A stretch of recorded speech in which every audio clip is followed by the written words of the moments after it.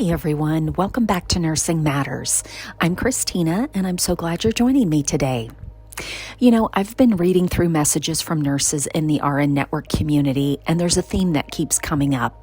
People are tired of surface level fixes. They don't want another "thank you for all you do" email. What they want is real change, transparency about pay, honest conversations about workload, and actual support for their careers. And that's exactly what we're covering today. So here's what we're diving into. First up, we've got our nursing news roundup with some genuinely awesome stories from this past week, including a nurse-led innovation that's reducing falls by over 50% in hospitals across the country, and a major initiative to transform workplace environments for nurses. We're also talking about what the data is telling us about nursing demand in 2026. Spoiler alert, you are in high demand. Then we're getting into the real talk. We're talking about pay transparency because you deserve to know what you're worth before you waste your time on an interview.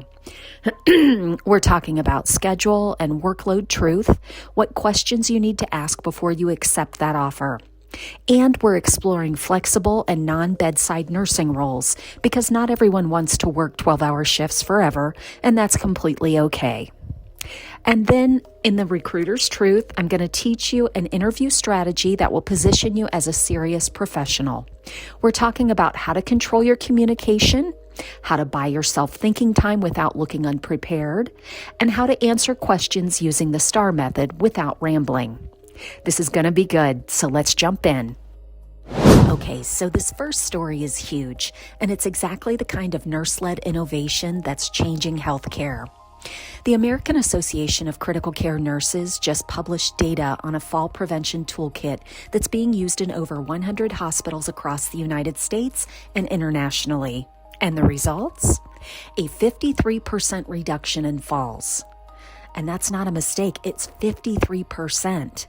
But it gets even better.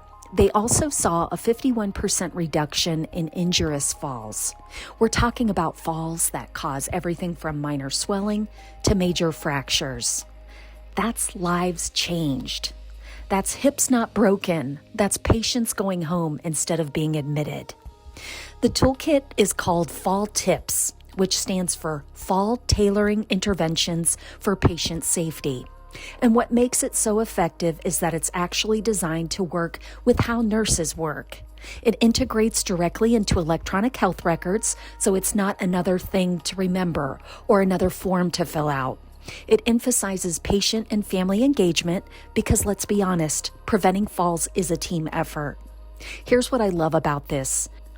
Nurses on one New Jersey med-surg telemetry unit implemented this program, and they didn't just see better outcomes for patients, they saw increased staff confidence. Nurses felt more equipped to prevent falls because they had a clear, evidence-based system to follow.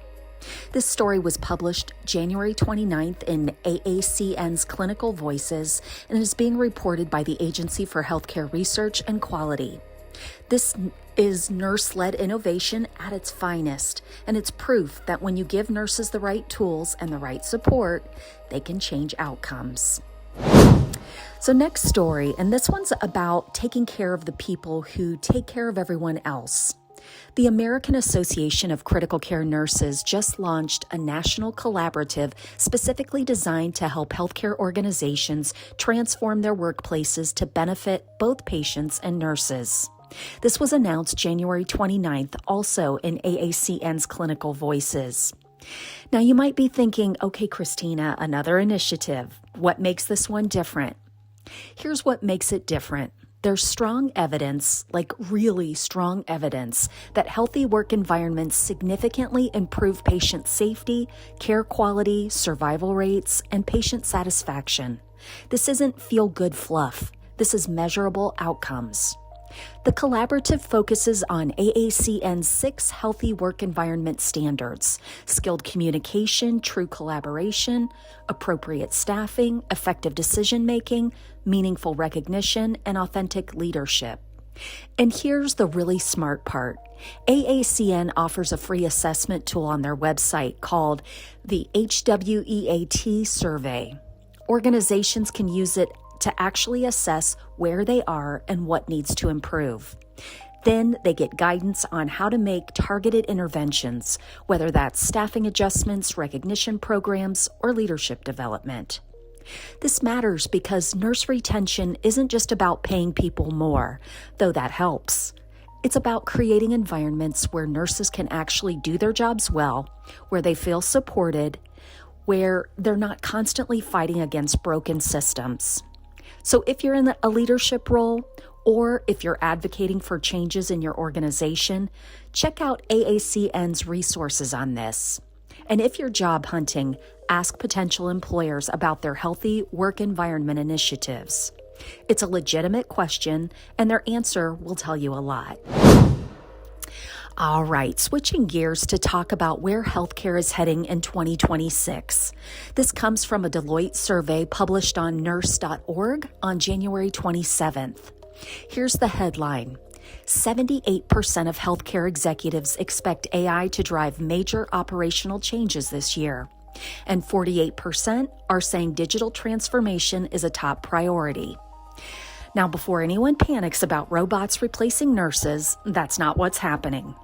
What is happening is that AI and digital tools are being designed to reduce administrative burden so nurses can spend more time actually caring for patients. We're talking about things like predictive diagnostics that help identify patient deterioration earlier. Also, virtual care platforms that expand access to underserved communities, documentation tools that cut charting time, AI-assisted triage that help prioritize patient needs. And here's an interesting stat. There's been a 33% increase in connected care focus compared to 2025. That means more virtual care delivery, more remote patient management, more telehealth roles for nurses. What does this mean for you practically? Well, it means if you're thinking about professional development, digital literacy is becoming non-negotiable. Understanding how to work with these tools, how to evaluate whether they're helping or hurting patient care, how to advocate for better implementation. These are going to be essential nursing skills. But here's the reality check. Only 22% of healthcare organizations have actually figured out how to use AI effectively. So we're still in the early stages, which means nurses have an opportunity to shape how these tools get implemented. Don't let the tech companies decide for you. Be a part of the conversation. Okay, next up, some really good news about job security. Monster just released their 2025 healthcare market report, and the data is clear. Nurses are in demand. Surprise! Registered nurses remain the #1 most in-demand healthcare role. #1.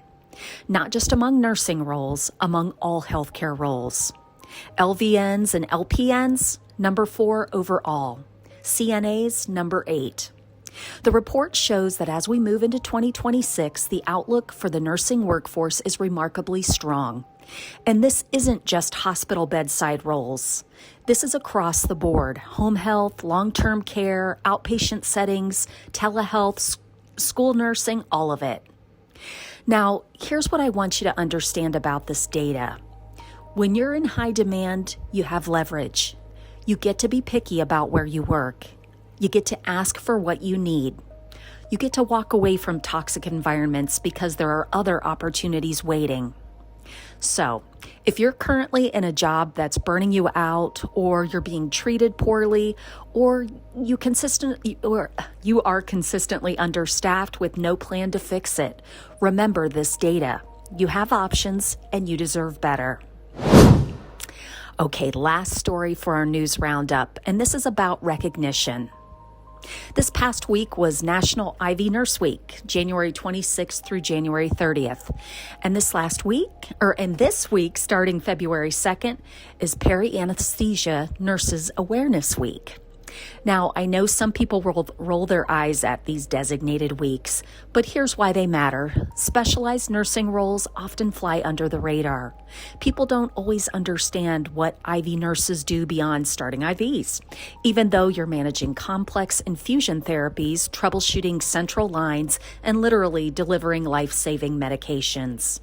Same with para-anesthesia nurses. You're managing patients through some of the most vulnerable moments of their care when they're coming out of anesthesia and everything can change in seconds. So, if you work in one of these specialties, or if you work alongside nurses in these roles, take a minute to acknowledge the expertise involved. These aren't just task-oriented roles. These are highly skilled professionals making critical decisions that directly impact patient outcomes.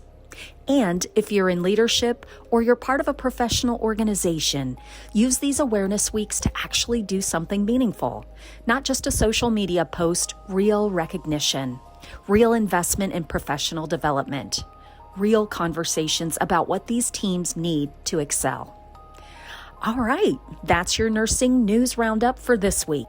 Now let's talk about something practical that's going to help you in your career. Before we dive into pay transparency, let me tell you about a service that's been a lifesaver for nurses with pets, Dutch. Here's the thing, your dog doesn't care that you just worked 3 12s in a row. When they're not feeling well, they need care. By the time you get to the vet, well, that's another story. Dutch is telehealth for your pets. For about $11 a month, you get unlimited video appointments with licensed vets, prescriptions when needed, and quality care without leaving your house. No more trying to squeeze a vet appointment into your already chaotic schedule. Whether it's your cat's skin issues or your dog's upset stomach, Dutch makes pet care work for your nursing life. Check them out at dutch.rnnet.org. Your pets deserve great care and you deserve convenience. That's dutch.rnnet.org. Okay, so let's get into this. We're talking about the stuff that actually matters when you're evaluating a job opportunity. Not the fluff they put in the job posting, the real information you need to make an informed decision. So here's my unpopular opinion. If a job posting doesn't include a salary range, that's a red flag. I know. Some of you are thinking, but Christina, that's just how it is in healthcare. And you're right, that is how it has been, but it doesn't have to stay that way. More and more states are passing pay transparency laws. Colorado, California, New York, Washington, they're requiring employers to include salary ranges in your job postings. And you know what's happening? Nurses are making better decisions about where to apply. They're not wasting time interviewing for positions that don't meet their financial needs. But let's say you're looking at a job in a state without pay transparency laws. Here's what I want you to do. Before you even apply, do your homework. Go to Glassdoor, go to salary.com, talk to nurses who work at the facility. Get a realistic range of what the position actually pays. Because if you go into an interview without knowing the ballpark, you're at a disadvantage. And here's the thing. When they ask you about your salary expectations in the interview, don't be the first one to throw out a number. I'm going to teach you exactly how to handle this in a minute. But first, let me tell you about what good pay transparency looks like. A good job posting will tell you the base pay range, which is the actual range, not competitive. It's going to tell you about the shift differentials, how much more for nights, weekends, and holidays. Also, how often raises happen and what they're based on. It's going to tell you about sign-on bonus structure, when you get it, what the clawback terms are, and any other compensation components, whether it be bonuses, profit sharing, etc. If you're interviewing and they're being vague about compensation, here's what you can say. I really appreciate the conversation so far. Before we move forward, I want to make sure we're aligned on compensation. Can you share the salary range for this position? That's it. Direct, professional, and it saves everyone time. Because here's the reality. If they can't afford you, or if you can't afford to work for them, everything else is irrelevant. Okay, next topic here. Let's talk about schedules and workload, because I cannot tell you how many nurses have told me they said the schedule was flexible, and it was not. So here are the questions you need to ask before you accept any nursing position. About the schedule, what does the typical schedule look like for this unit? How far in advance are schedules posted? How often do schedule requests get denied? What's the policy on shift swaps? How often are nurses mandated to stay over? What are the expectations around picking up extra shifts? And listen carefully to how they answer. If they're giving you vague answers like "we're pretty flexible" or "it depends," that's your sign to dig deeper. Here's what you should hear. Schedules are posted 4 weeks in advance. You can submit requests off and we approve them based on seniority and unit needs. We average about 90% approval rate on schedule requests. We don't mandate overtime except in true emergencies, which happens maybe once or twice a year. That's specific and that's honest, and that's what you should expect. So, about the workload, you want to ask questions like, what's the typical patient-to-nurse ratio on this unit? What's the acuity level we're talking about? How is the workload distributed when the unit is short-staffed? What kind of support staff do you have? CNA, unit secretaries, etc. How often is the unit short-staffed? And here's the big one that nobody asks. Can I speak to a current nurse on the unit? If they hesitate or they say no to that question, walk away seriously. Any unit that's confident in their culture and workload will let you talk to current staff or shadow. So here's some red flags to watch for. We're like a family here. The translation is, we're going to guilt you into working extra. Another red flag, we all pitch in and help each other. Translation, we're consistently understaffed. This is a fast-paced environment. Translation, you may not have time to breathe. Another final red flag, we need team players. The translation here is we need people who won't complain about unsafe ratios. Look, I'm not saying every job is going to be perfect, but you deserve to know what you're walking into, right? Now, let's talk about something that doesn't get discussed enough. You don't have to work bedside to be a real nurse. I'm going to say that louder for the people in the back.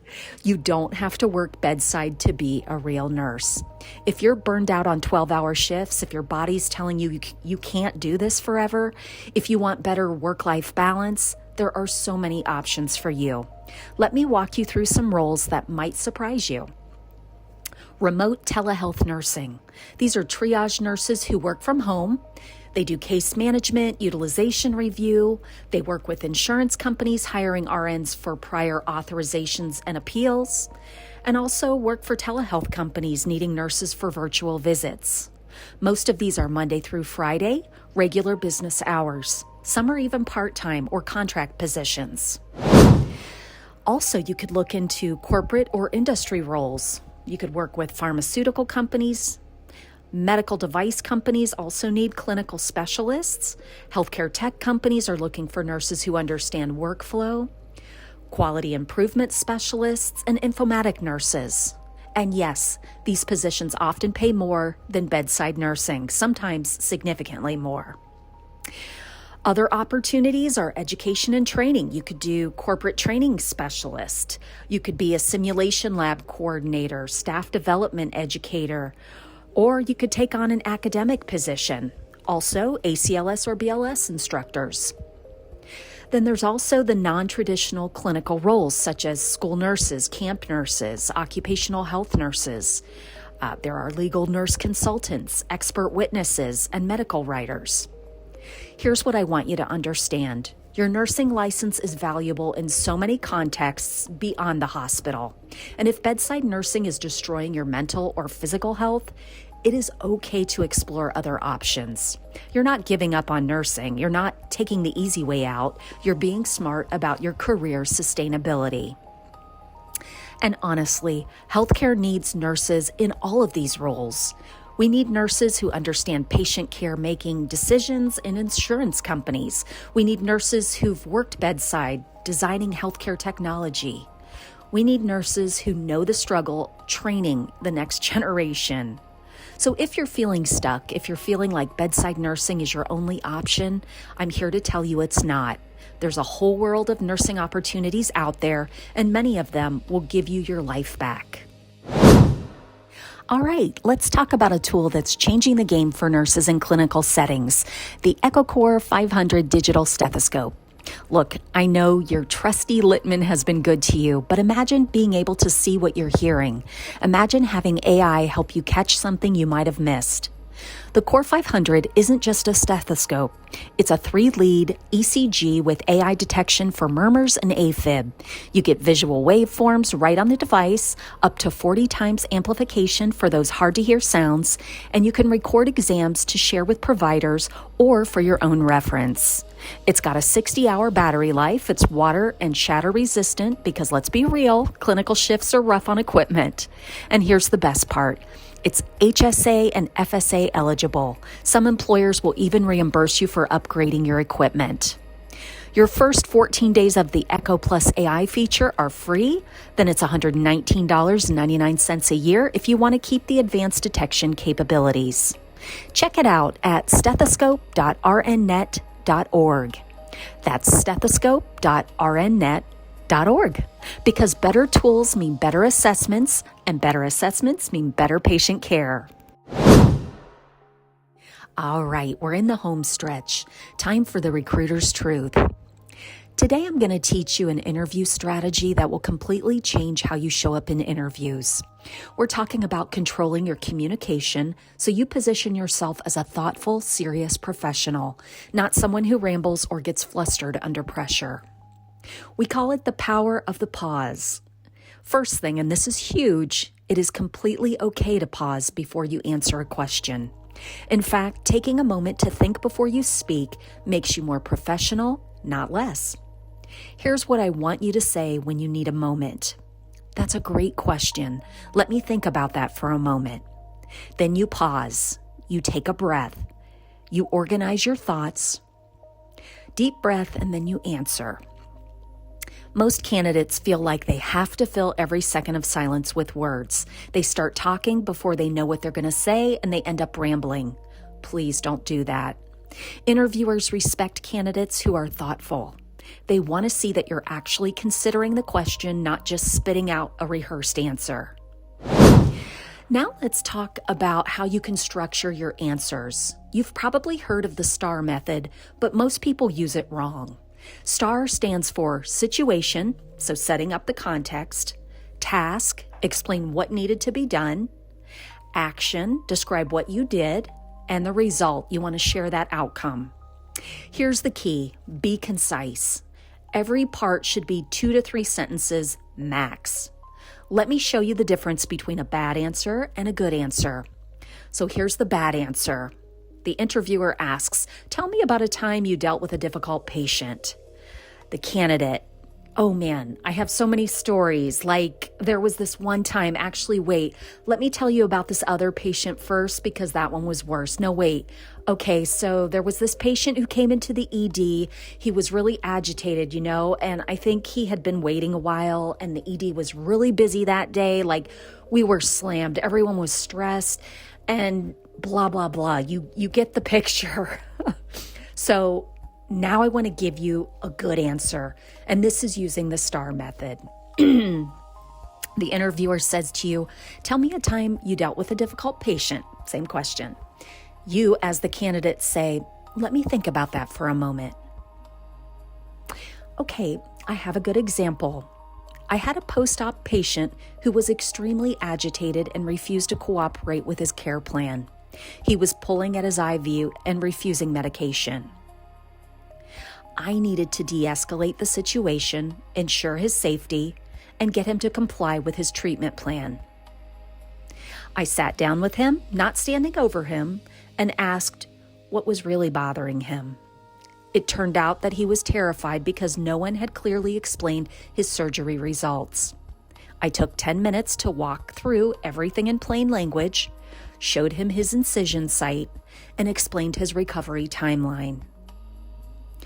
As a result, he calmed down immediately, apologized, and became one of my most cooperative patients. He even thanked me at discharge for taking the time to listen. That experience taught me what looks like a difficult patient is often just a scared patient who needs clear communication. That's the end of the example. See the difference? The answer is specific and concrete. It shows problem-solving skills, demonstrates emotional intelligence, has a clear outcome, and includes a reflection on what you learned. And it's under 90 seconds. So, common interview questions. I want you to use this strategy. Let me walk you through a few more examples.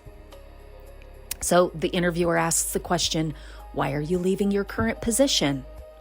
You're going to pause. That's a fair question. Let me be direct with you.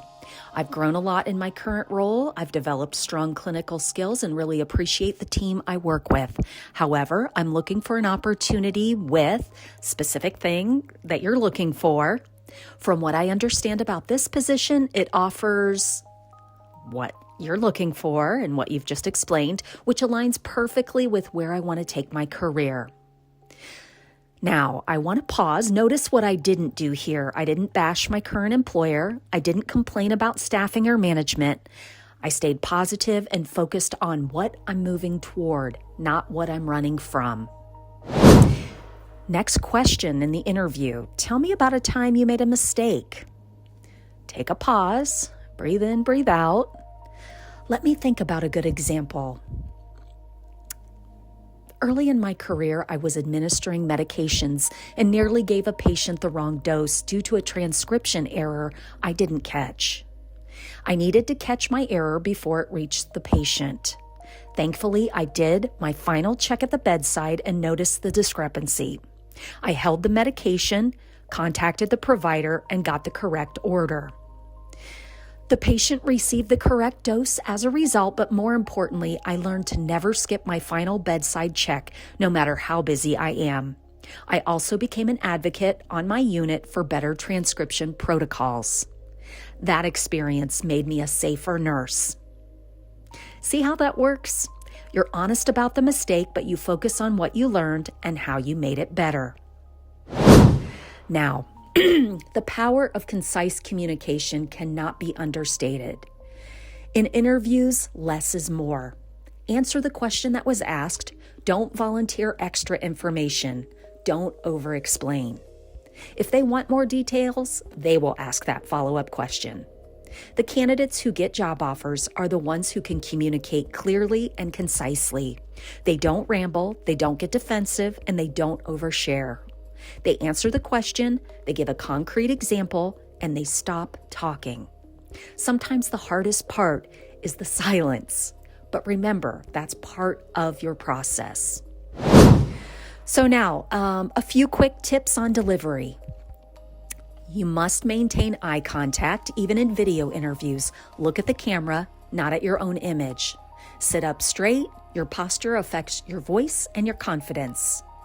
Speak at a moderate pace. If you talk too fast, you seem nervous. Too slow, you seem unprepared. Use your hands naturally. Some hand gestures are fine. Waving your arms around is absolutely distracting.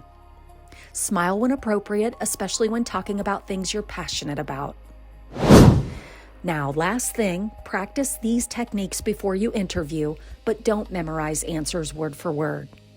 Instead, practice the structure, practice pausing, practice being concise. Have a friend or family member ask you common interview questions. Practice saying, "Let me think about that for a moment," out loud so it feels natural. Record yourself on your phone and watch it back. I know it's uncomfortable, but you'll catch things you didn't realize you were doing. Fidgeting, saying constantly, not making eye contact. The more you practice, the more natural this will feel in the actual interview. The bottom line here is when you control your communication in interviews, you control the narrative. You show up as someone who's thoughtful, professional, and confident. You show up as someone who would be an asset to their team. And that's what gets you the job offer. Speaking of career development, let's talk about keeping your certifications current without the headache. ACLS certification. You need it, but finding the time to sit in a classroom all day, that's tough when you're already working full-time. That's why we created an online self-paced ACLS course specifically for nurses who need flexibility. Complete it on your schedule at 2 a.m. after a midnight shift, if that's what works for you.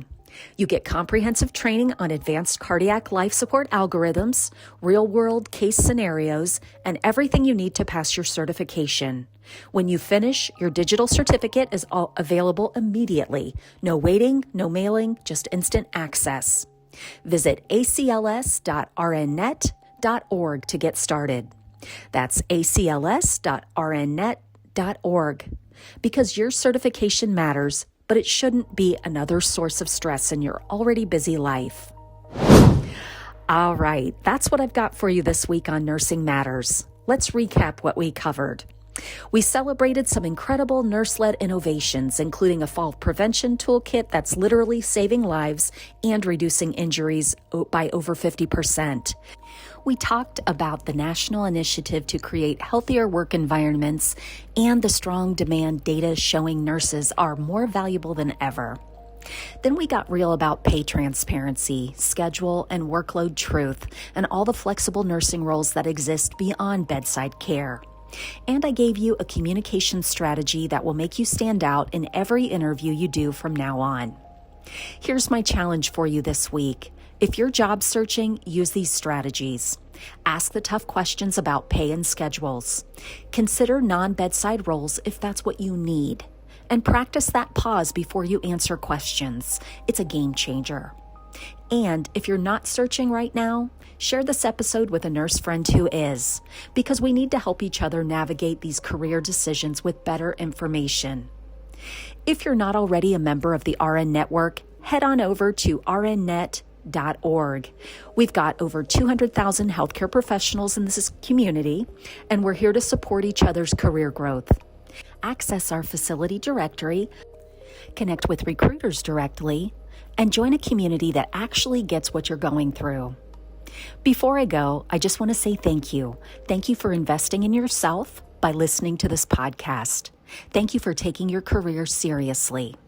Thank you for being the kind of nurse who shows up, asks good questions, and refuses to settle for less than you deserve. You are valuable. Your skills matter, and your career matters. I'm Christina, and I'll see you next week on Nursing Matters. Take care out there.